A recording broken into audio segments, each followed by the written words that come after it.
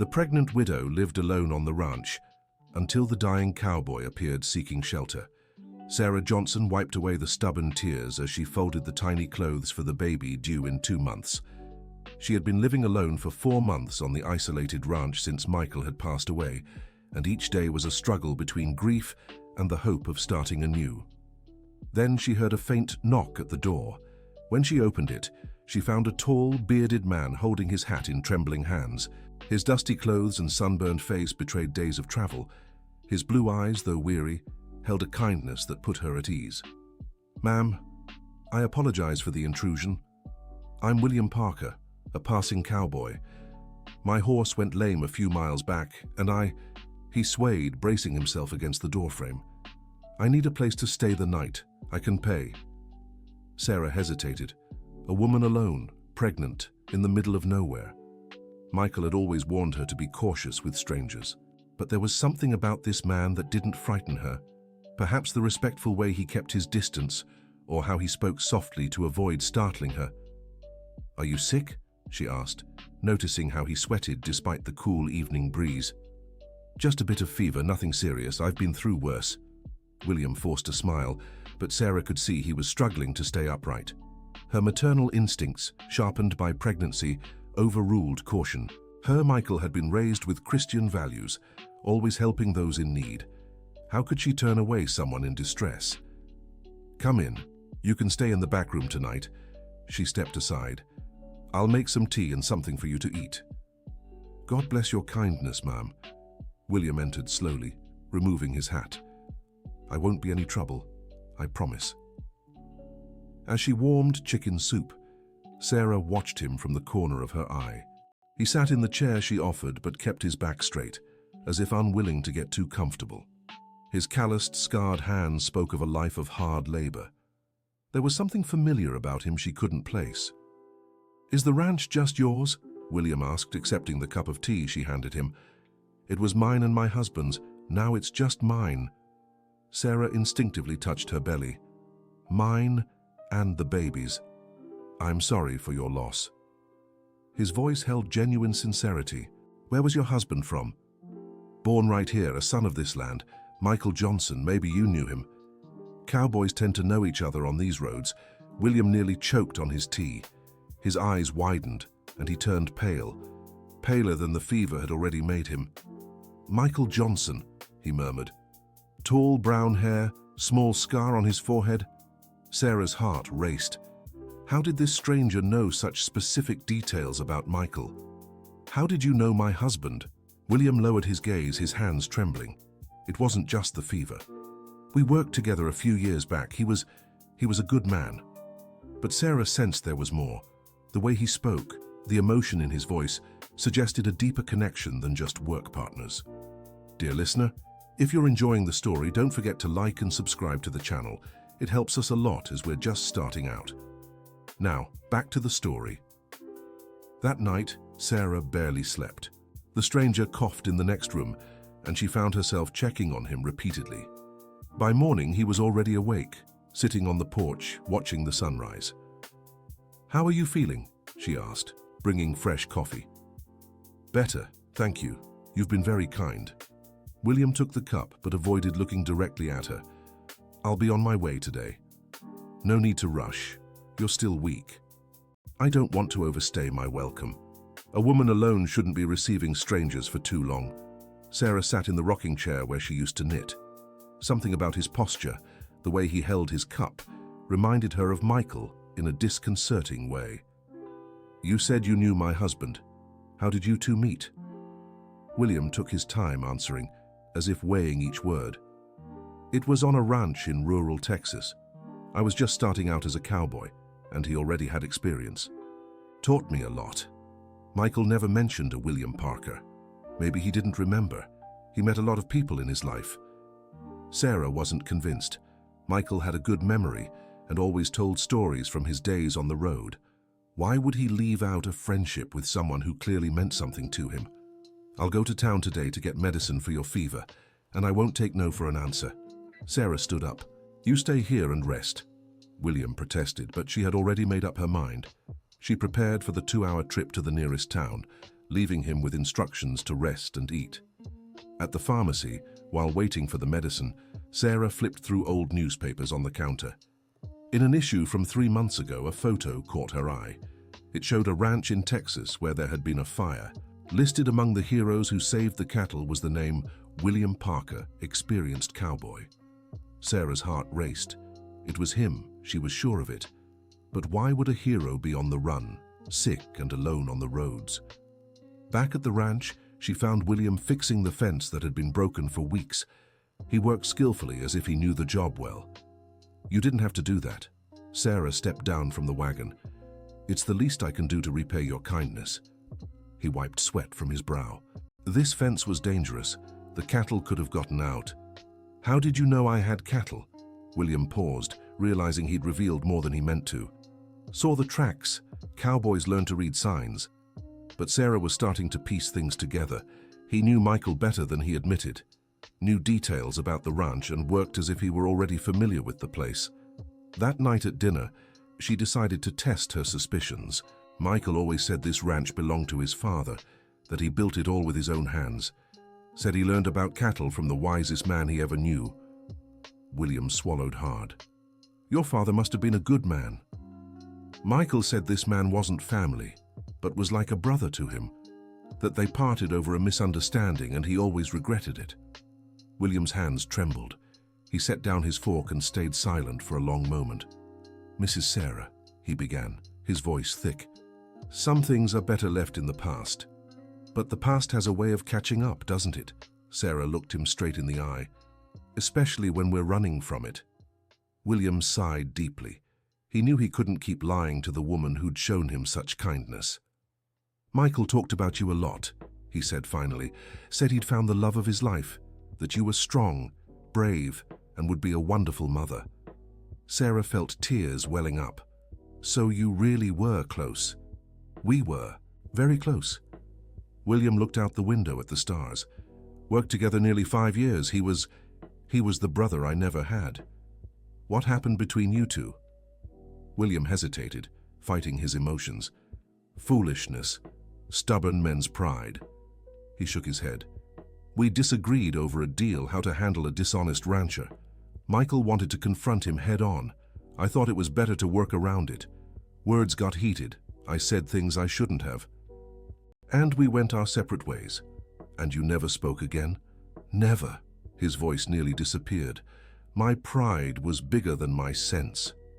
When I finally decided to look for him to apologize, it was too late." Sarah understood everything. William wasn't running from enemies or the law. He was running from guilt and regret. "He died saving a child who fell into the river," Sarah said softly. "He died a hero, just as he always was." William bowed his head and cried. He cried for the lost friendship, the wasted years, the missed chance to ask for forgiveness. Sarah stood up and, with a motherly impulse, placed her hand on his shoulder. "Michael was stubborn, no doubt, but he also had a good heart. I'm sure he forgave you long ago." "How can you be sure?" "Because in his last days, when the fever was high, he'd often ramble. And more than once I heard him calling for William, saying he missed his friend." William looked at her with reddened eyes. "Really? Michael couldn't hold a grudge against anyone. That's just how he was." That night, William told her everything. How he'd met Michael on a ranch in Texas, how they became inseparable, traveling together across the roads of the United States. How Michael had talked about her from the day they met, how he'd planned to build a quiet life on the family ranch. "He said when you had children, he wanted me to be the godfather," William said with a sad smile. "Said our kids would grow up together like siblings." Sarah felt a pang in her heart. That was the future Michael had dreamed of, the one illness had stolen from them. In the days that followed, William slowly regained his strength. Sarah insisted he stay until he was fully recovered, and he didn't have the heart to refuse. There was something comforting about being in the place Michael had loved so much, about tending to the land his friend had left behind. William was skilled with his hands. He fixed the leaky roof, replaced the rotten planks on the porch, organized the barn. He worked in silence with dedication, as if each task was a way to honor his friend's memory. "You don't have to do all this," Sarah said one afternoon, watching him paint the fence. "Yes, I do." William didn't stop working. "Michael took good care of his things. I can't let it all fall apart." It was strange how his presence made the loneliness more bearable. Sarah found herself eagerly waiting for dinner time, when they'd talk about Michael, about their days on the road, about plans for the ranch. "Did Michael plan to expand the corral?" William asked one evening. "He did. He wanted to raise more cattle, said with the baby coming we'd need more income. It's a good plan. The land here is fertile, plenty of water." He paused. "I can help with that if you'd like. I know cattle, how to expand without spending too much." Sarah felt a wave of gratitude. Since Michael had passed, the ranch's problems had seemed too big for her to handle alone. "Why would you do that?" "Because I owe it to Michael. And because..." William hesitated. "Because I like this place. It brings me peace." Dear listener, if you're enjoying the story, don't forget to like and especially subscribe to the channel. It helps us a lot as we're just starting out. Now, continuing. The weeks flew by. William expanded the corral, bought calves from a neighboring ranch with money he'd saved, and taught Sarah about cattle management. The ranch began to thrive in a way it hadn't in years. Sarah felt like she was being reborn. William's presence brought not just practical help, but also companionship.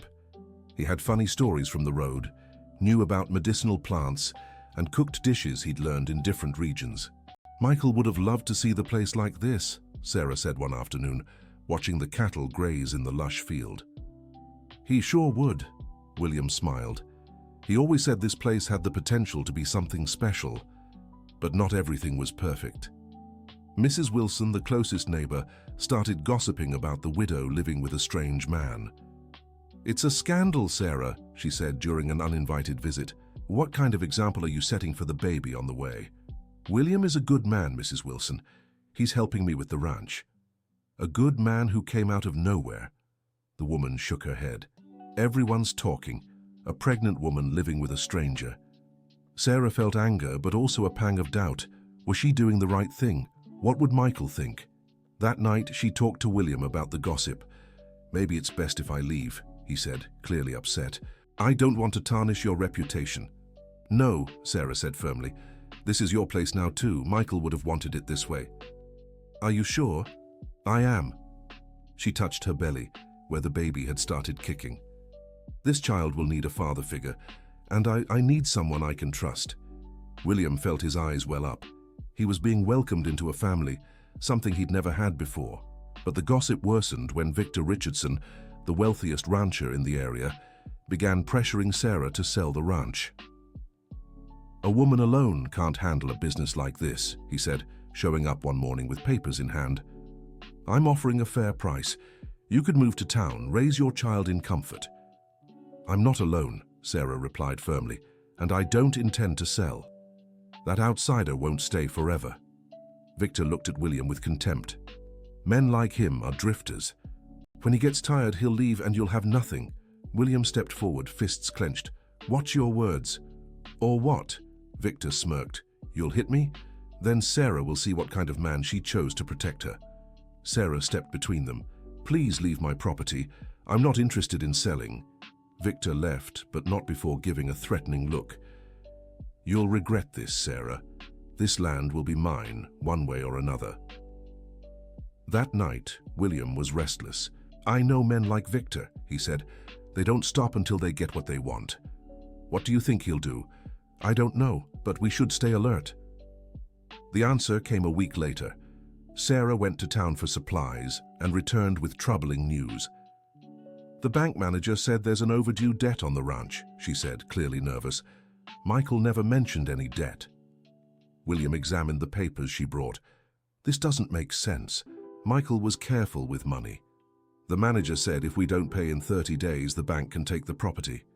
"How much?" Sarah showed him the amount. It was far more than they had. "It's impossible. Michael left all the accounts in order." William studied the documents closely. "Wait, this signature, it doesn't look like Michael's." Sarah looked closer. There was something off about the handwriting. "Do you think it's forged?" I'm almost certain. Michael wrote differently. William clenched his fists. Someone's trying to steal your land. Victor? Who else would have the motive and access to the bank? Sarah felt fear. How could two ordinary people like them fight a powerful man like Victor Richardson? What do we do? We prove it's a forgery. Do you have any documents with Michael's real signature? Sarah fetched old certificates and contracts. Comparing the signatures, the difference was clear to anyone who knew what to look for. I need to go to town tomorrow, William said. I know someone who can help us. The next morning he left early.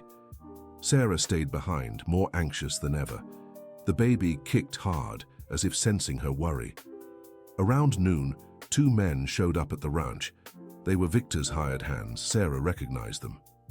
Mrs. Johnson, we came with a message from the boss, the taller one said. He's offering one last chance. Sell the land for a fair price or you'll lose everything. I already said I'm not selling. You should reconsider, the other man said, looking around threateningly. Accidents can happen. Cattle can escape. Houses can catch fire. Sarah felt her blood run cold. These were clear threats. Get off my property now. You have a week to decide, the first man said, mounting his horse. After that, we can't guarantee your safety. When William returned that afternoon, he found Sarah in tears on the porch. What happened? She told him about the visit from the hired men. William was furious. They won't lay a finger on you, he said, holding her protectively. I promise they won't touch you or the baby. Did you get help in town? Yes. I spoke to the retired judge, Dr. Thompson. He said we have a strong case. The signatures are clearly different, but it'll take time to prove in court. Time we don't have. That's why we're using another strategy. William showed her some papers. I also went to the Parkers' ranch. They confirmed Victor tried the same thing with them last year. But they managed to prove the forgery. How? The bank employee who was helping Victor got scared and confessed everything. Apparently he still works there. Sarah felt a flicker of hope. Do you think he'd confess again? If he knows we're onto him, maybe. Cowards are usually the first to run when things get tough. The next morning they went to town together. William had planned everything carefully. At the bank, they asked to speak to the manager. When they entered the office, Sarah noticed how nervous the man looked when he saw William. How can I help you? He asked, sweating. We want to clarify some things about the late Michael Johnson's debt, William said, placing the documents on the table. Specifically about these signatures. The manager paled when he saw the comparison papers. I don't know what you're talking about. We know you falsified documents at Victor Richardson's request, William said calmly. We also know you've done this before with other small landowners. That's a serious accusation. It's a true accusation, Sarah leaned forward. We have witnesses, and we have evidence. The man looked between them, clearly weighing his options. Victor said there wouldn't be any trouble. So you admit he ordered you to do it? William pulled a small recorder from his pocket. This is all being recorded. The manager panicked. Turn that off. I could lose my job. You could lose more than that, Sarah said firmly. Forgery is a crime. You could go to jail. For a long moment, the man was silent, sweating. What do you want from me?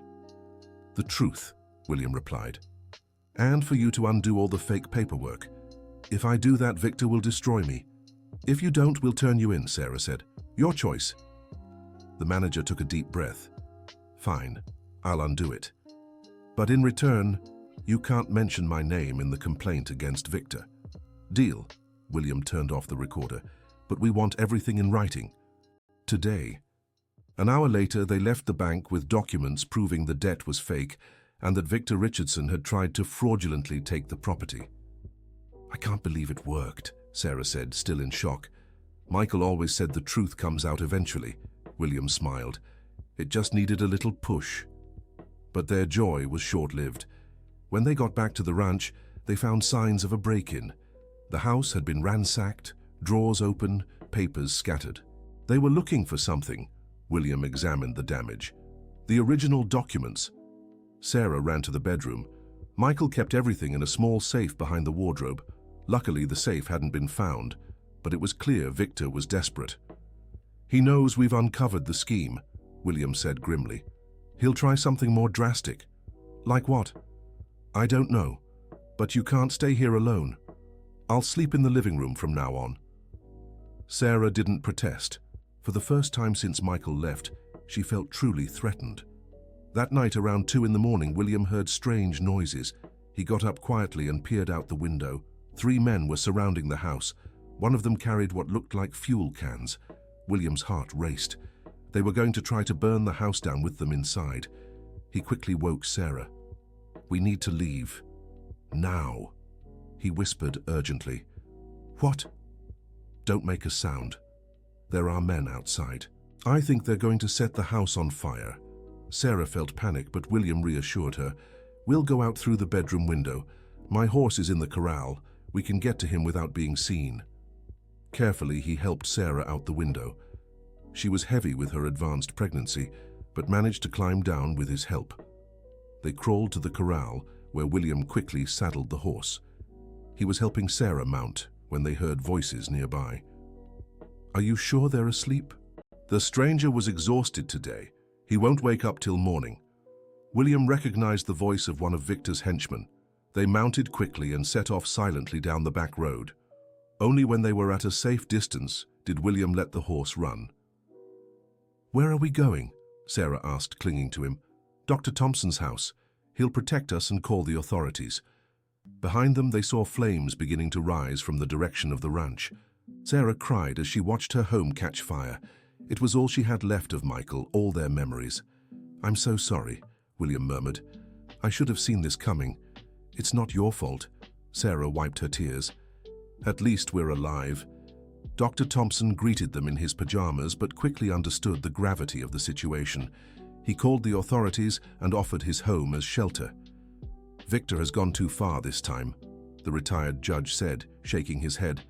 "Arson is a serious crime. By morning, the authorities had gone to the burned ranch. The house was completely destroyed, but they'd managed to save some evidence." "We found fuel cans with fingerprints," the sheriff reported, "and one of the neighbors saw 3 men fleeing." "Will it be enough to arrest Victor?" Sarah asked. "With the evidence you brought from the bank and from the fire, yes. He'll answer for forgery and attempted arson." Victor was arrested 3 days later. His henchmen confessed everything in exchange for lighter sentences. The scandal shook the whole region, but Sarah and William were left homeless.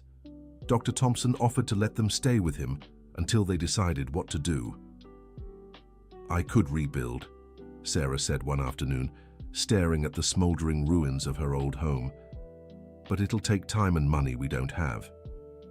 "We can rebuild together," William said softly. "If you want." Sarah looked at him. Over the past months, he'd become much more than a guest or helper. He was family now. "Michael would want us to rebuild," she finally said. "He would," William smiled, "and we'll make it even better than before." Dear listener, if you're enjoying the story, don't forget to like and especially subscribe to the channel. It helps us a lot as we're just starting out. Now, continuing. The following months were filled with hard work. With the insurance payout and help from generous neighbors, they managed to rebuild the house. William proved to be an excellent planner, creating a home more functional and beautiful than before. Sarah was in her 8th month of pregnancy when the house was finally ready. The baby kicked harder each day, eager to be born. "I think he wants to see the new house," Sarah laughed, stroking her belly. "Or she," William smiled. "It could be a girl." Michael had always said he wanted a daughter first. He believed girls took better care of their parents when they grew old. Michael was wise. They were painting the nursery when Sarah felt the first contraction. "William," she braced herself against the wall. "Is it time?" he asked, dropping the paintbrush. "I think so." They rushed to town, but the baby was in a hurry. He was born on the road, with William acting as midwife. A healthy boy with dark hair like his father. "He's perfect," Sarah cried with emotion. "Yes, he is," William said, cradling the baby carefully. "Michael would be proud." They decided to name the boy Michael William Johnson, honoring both his father and the man who had become a father figure to him. When they returned home with the baby, they found a surprise. The neighbors had finished painting the nursery and prepared a welcome party. "A welcome to the world, little Michael. Everyone cheered when they saw the baby. Sarah wept with joy. After so much hardship, she was surrounded by love and warmth. The following weeks were an adjustment. William proved to be a devoted father, waking at dawn to help with the baby, singing lullabies he'd learned as a child. "You're going to be a wonderful father," Sarah said one night, watching him rock the baby. "I hope so," William smiled. "I want to be for him what Michael would have been." "You already are." One day when the baby was 3 months old, William came home with an official document. "What's this?" Sarah asked. "Adoption," he said nervously. "If you're willing, I'd like to officially adopt Michael so he has a legal father." Sarah's eyes welled up. "Are you sure?" "I've never been more sure of anything." William knelt beside her. "I love you both as if you were my own blood." Michael would have loved knowing his son has the father he would have chosen. They signed the papers that same week. Michael William Johnson now had 2 fathers, one who gave him life and one who would raise him. Months later, William made another important request. "Sarah, would you marry me?" She didn't hesitate. "Yes," she said, kissing him. 1,000 times yes." They married in a simple ceremony at the local church, with little Michael in her arms. Dr. Thompson was the best man, and Mrs. Wilson, who had completely changed her opinion of William, was the matron of honor. "Michael is smiling down from heaven," Sarah sighed happily. "Yes, he is," William hugged her. "We've honored his memory." The years passed in harmony. The ranch flourished, little Michael grew strong and healthy, and Sarah and William had 2 more children, a girl they named Hope and another boy named John. Michael grew up knowing the story of both his fathers. William always shared stories of his biological father, keeping his memory alive. "Was Daddy Michael as brave as Daddy William?" the boy would ask. "Even braver," William would reply. "He saved a child he didn't even know. That's why you should always help those in need." When Michael turned 10, William took him to the cemetery where his father was buried. "I want you to meet your first father," he said, kneeling beside the grave. The boy placed flowers on the tombstone and stood silently for a few minutes. "Daddy William, thank you for taking care of Mommy when I was a baby. Thank you for letting me be your father. Now I have 2 dads. I'm the luckiest boy in the world." William smiled. Knowing Michael Johnson would be proud of the son he'd become, the ranch became an example in the region. Sarah and William helped other struggling families, offering work and shelter to those in need. "Michael always said that life returns the good we do," Sarah commented one afternoon, watching the children play in the yard. "He was right." William hugged her.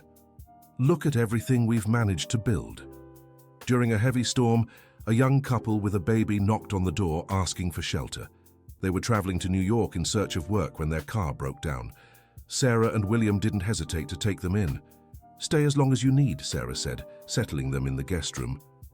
"How can we repay such kindness?" the young mother asked. "You don't have to," William smiled. "When you're back on your feet, just do the same for another family in need." The couple stayed for 2 weeks until they saved enough money to fix their car. When they left, they wrote an emotional letter thanking them for their hospitality. "I'll tell my son how you saved us," the mother wrote, "so he learns to be as generous as you." Years later, when Michael was in college studying veterinary medicine, he came home with a surprise. "Dad, Mom, I want you to meet someone," he said, arriving with a beautiful young woman. "This is Emily, my girlfriend." Emily proved to be polite and kind. During dinner, she shared her story. "My parents always talked about a couple who helped them when I was a baby, a man and woman who took us in during a storm." Sarah and William exchanged glances. "What were your parents like?" Sarah asked. "Young, with a small baby. They were heading to New York to find work." "And did they succeed?" William smiled. "They did. Dad opened a mechanic shop and Mom worked as a seamstress." Emily paused, sensing something. "Why do you ask?" Michael laughed.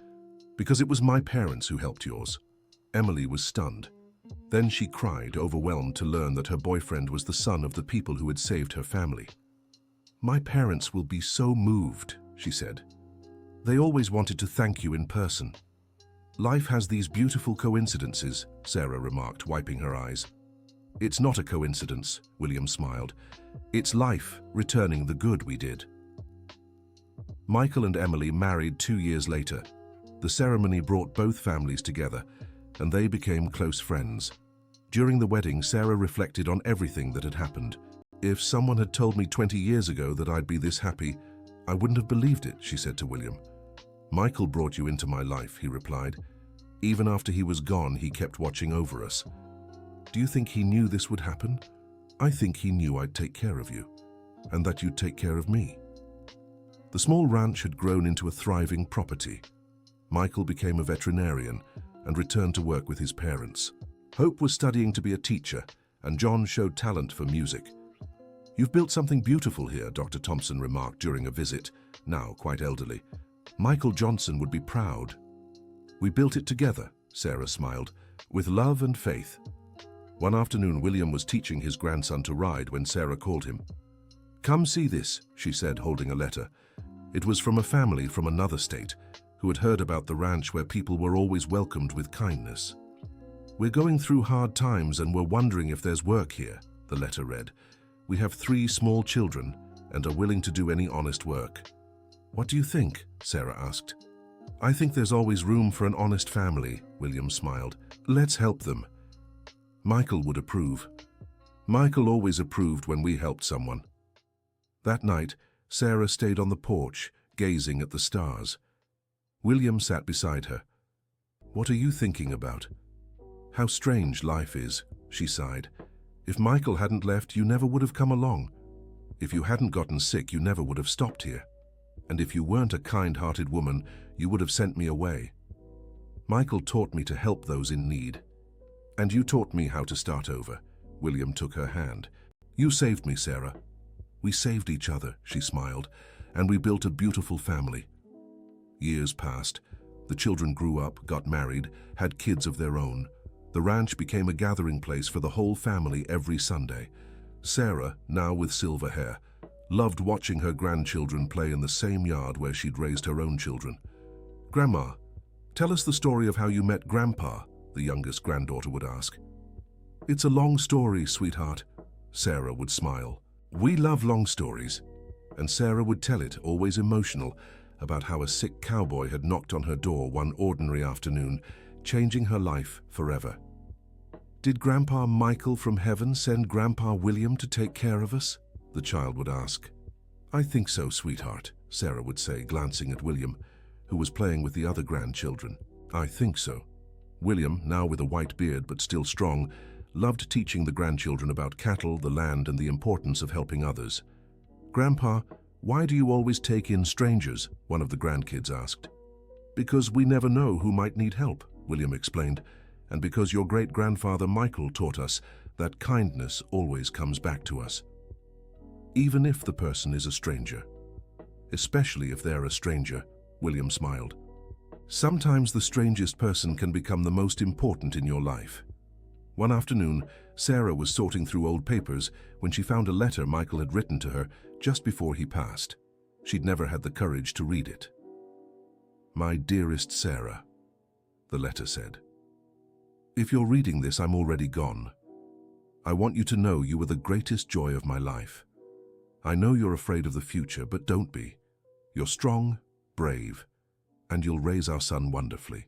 If someone ever comes along who deserves your love, don't be afraid to love again. Life is meant to be lived, not stored away. Take care and be happy. With all my love, Michael. Sarah cried as she read it. It was as if Michael had given his blessing to everything that came after. She showed the letter to William, who was also moved. He knew, William murmured. He knew you'd find someone. He wanted me to be happy. Sarah wiped her tears. And I was. We are. We really are, William hugged her. We built something beautiful together. That night, they went to the cemetery where Michael was buried. They left fresh flowers and stood in silence for a few minutes. Thank you, Michael, Sarah whispered, for everything. William spoke softly too. Thank you for trusting your family to me. I hope I've honored that trust. A gentle breeze rustled the leaves, like an answer. Back home, they found their son Michael waiting with news.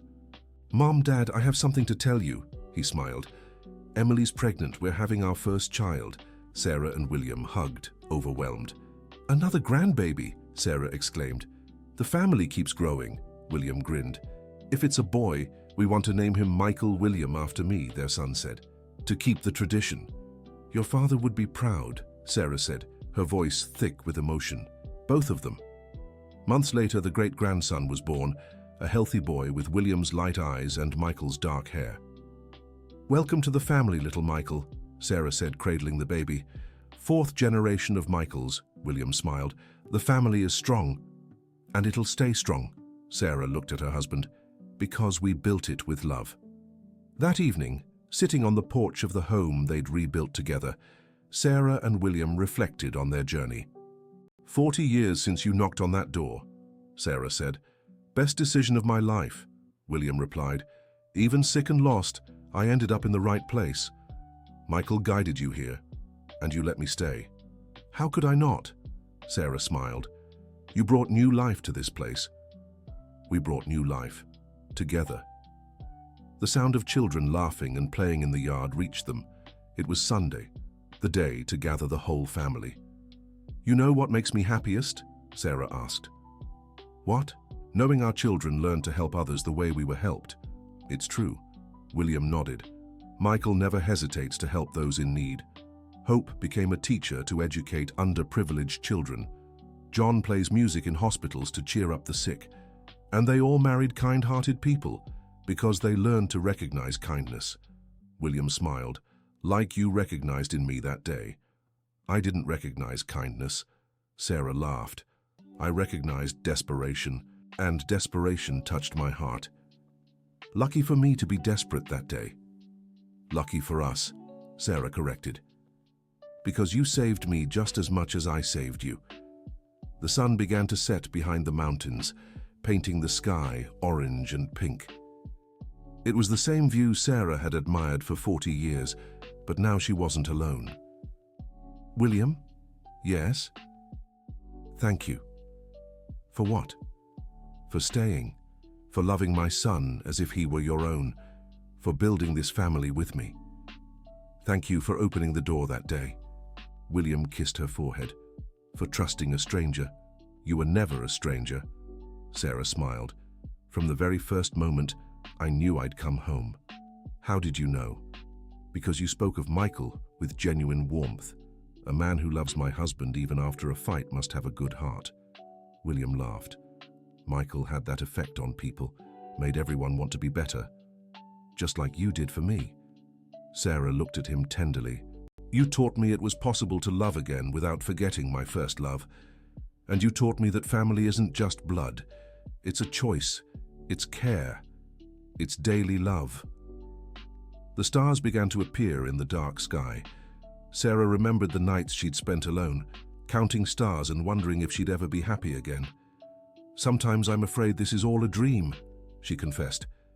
"If it's a dream, it's one we've been dreaming together for 40 years. William smiled. "And I never want to wake up." "Neither do I." One of their grandchildren came running up to them. "Grandpa, Grandma, come see. The cow Hope had a calf." "We're coming, sweetheart." Sarah stood up. "Life goes on, doesn't it? It goes on and gets better every day." William offered her his arm. "Let's meet the newest member of the family." They walked together toward the barn, surrounded by their children, grandchildren, and great-grandchildren. The family that had started with a lonely widow and a lost cowboy had grown into a small community bound by love. Sarah took one last look at the starry sky. "Thank you, Michael," she thought, "for everything, for loving me, for leaving me William, for giving us this wonderful family." A shooting star streaked across the sky just then, as if in answer. Sarah smiled and walked on, hand in hand with the man who had taught her that love has no expiration date, and that sometimes the best things in life come disguised as trouble. The ranch would thrive for many generations.